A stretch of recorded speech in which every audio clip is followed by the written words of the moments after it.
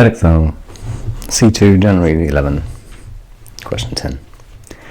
It's a differentiation modelling problem. We're given a box with a volume V, and as we change the height, the volume changes according to this function. Find V by dx, hence find the max volume in the box, and use calculus to justify that the volume that you found is the max. Okay, so before we differentiate dV by dx, we're going to write V. We're going to expand this bracket, so V is 4x x squared minus 10x plus 25, and that's equal to 4x times all of these bits, which is 4x cubed, take away 40x squared, add 100 x's.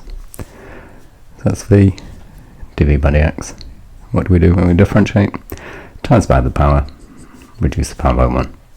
So this is equal to 12x squared, take away 80x's plus 100 for 4 marks.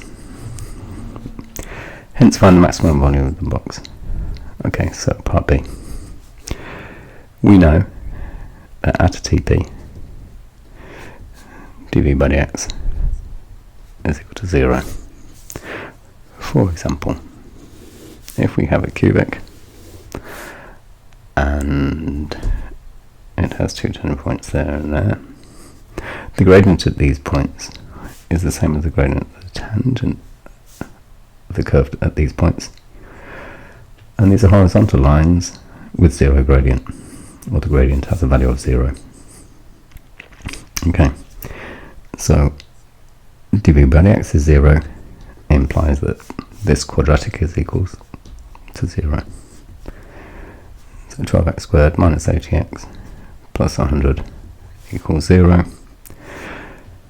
And to solve this quadratic, we can factorize it, or we could solve a simpler quadratic which has the same roots by dividing all these terms by 4. So 3x squared, take away 20x, take away 25 is equal to 0, or plus 25, that's our plus. So this is 3x minus 15, and 3x minus 5 is equal to 0. This is actually factorizing 9x squared minus 60x plus 75. So we look for factors of 75, which add up to 60 divided by 3, which are 15 and 5. So x 5, or x equals 5 over 3. So we've got two answers, but we're told that x is between 0 and 5. So x equals 5 is outside of that range, so this is the root that we want.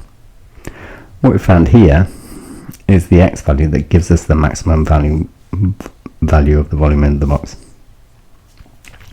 What we need to do is substitute x is 5 over 3 into this V formula. So max V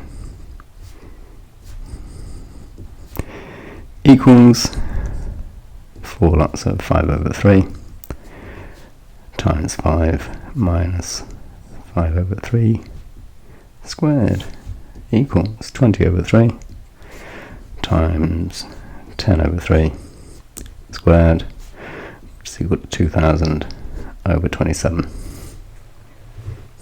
Part C. We could write centimeters cubed. Part C. If we got a max, at a max, d2v by dx squared is less than 0. d2v by dx squared equals, how do we find the second derivative? Differentiate dv by dx.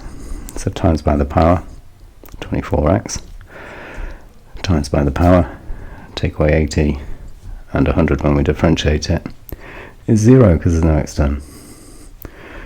And at x equals 5 over 3, d2v by dx squared equals 24 times 5 over 3, take away 80, which equals minus 40. d2b by dx squared is less than 0 at x equals 5 over 3, therefore max. And we've got our 10 marks. This is quite standard, but fairly easy